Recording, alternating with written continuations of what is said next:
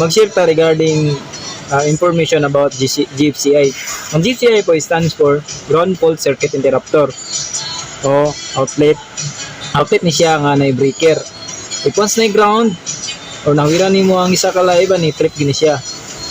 For example, kung namoy GFCI sa inyong balay, required yun ng GFCI i-test siya every month.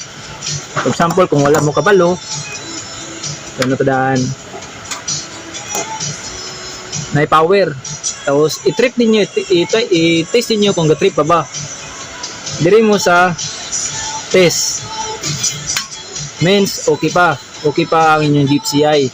Yun na ninyo balik sa reset na si power balik. Anala kung namoy GFCI sa inyong balay, i-test gid siya every month.